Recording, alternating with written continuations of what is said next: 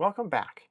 This is the Rae Gear magnetic surge sheath, and I've had this for almost 7 years now. So it holds the Leatherman surge in with vulcanized magnets. The magnets are in two places and they have a pull force of 20 pounds.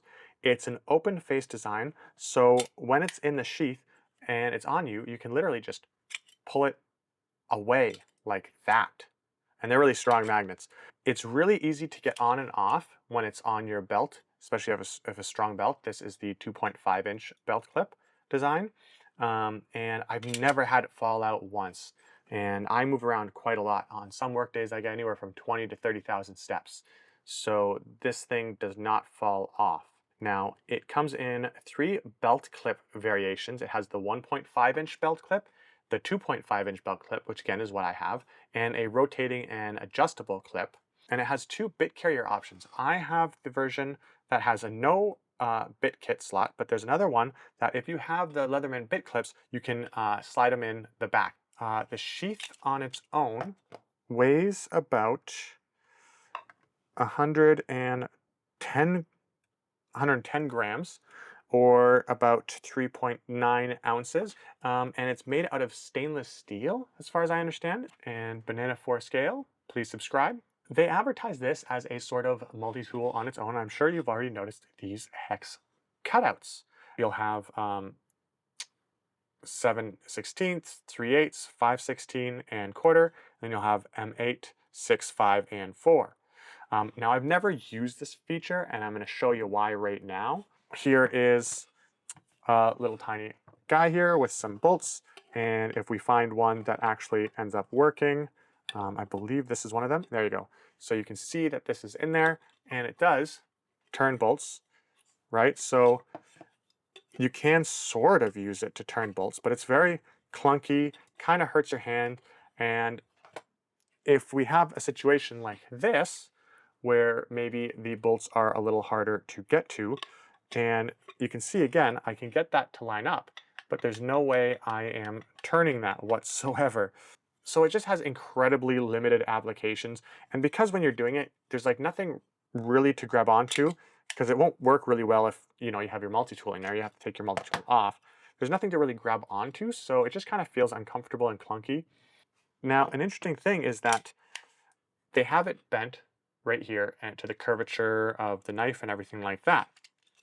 Now, if you're using the backcountry CAD hammer mod, it will actually still work. And one thing to note is that if you have a custom knife installed that doesn't share the curvature of the original Leatherman knife, it can be hard to get in there. With this guy, I can put him in like this, and then I just push him down, and it will bend out to accommodate that. But it's one extra thing. So if you have a custom knife that's different than the way the regular surge goes, it's not going to be great. But if you have a regular knife, you can see even though it doesn't quite accommodate that, you can see that it's going to be just fine. So that's cool. Now, a cool thing about this is if you get the surge one and you eventually want to carry something smaller or different, it can accommodate something. So this is the free P2. I really like this one. Actually, sometimes I do carry this model instead of the surge nowadays. And you can get that in there, no problem. It is a little silly, but it's not going anywhere.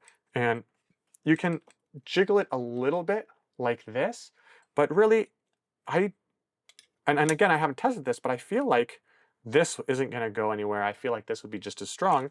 And if you want to carry the wave in here, again, this isn't going anywhere. This is quite secure in there, even if it is a little tinier than the dimensions allow for. So after 7 years, I can really recommend this sheath. Well, it stopped being my daily sheath a few years ago because the metal gets cold outside and then touches the skin on the side of my on my side of my stomach, which I really don't like, that cold feeling. I still use it from time to time, and I've never had an issue with this. And I really like my Leatherman Surge.